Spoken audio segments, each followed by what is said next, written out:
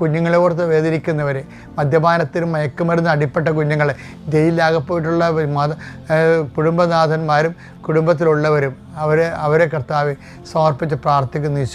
ഈശോ ഇപ്പോൾ ജോലി നഷ്ടപ്പെടും, ഇന്ന് ജോലി നഷ്ടപ്പെടും കർത്താവ് എന്ന് പറഞ്ഞിട്ടുള്ളവരെ അങ്ങ് സന്ധിക്കണേ കർത്താവ്. അങ്ങേക്കറിയാം, അങ്ങ് നഷ്ടപ്പെടാതിരിക്കാൻ അവരെ സന്ധിക്കാൻ അങ്ങേക്കറിയാം കർത്താവ്.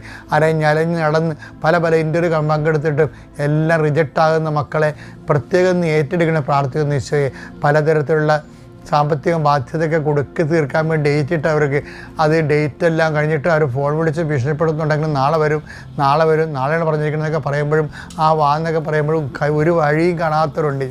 അവരെ അന്ന് സന്ധിക്കണം കർത്താവ്. ഇന്ന് 6 മണിക്കുള്ളിൽ അവിടെ കാര്യത്തിൽ തീരുമാനം ഉണ്ടാകാൻ പരിശുദ്ധ ദേവമാതാവിനെ ഞാൻ ഏൽപ്പിക്കുന്നു കർത്താവെ. കടകൾ നടത്തുന്നവരും അതുപോലെ തന്നെ പല വ്യവസായങ്ങൾ ചെയ്യുന്നവരും അവരുടെ എല്ലാ വിഷയങ്ങളുടെ മേലും അവർക്കെല്ലാം സമാധാന സന്തോഷത്തോടെയും കർത്താവ് ജോലി ചെയ്ത് ജീവിക്കാൻ വേണ്ടി അവരെ സഹായിക്കണമെന്ന് പ്രാർത്ഥിക്കുന്നു.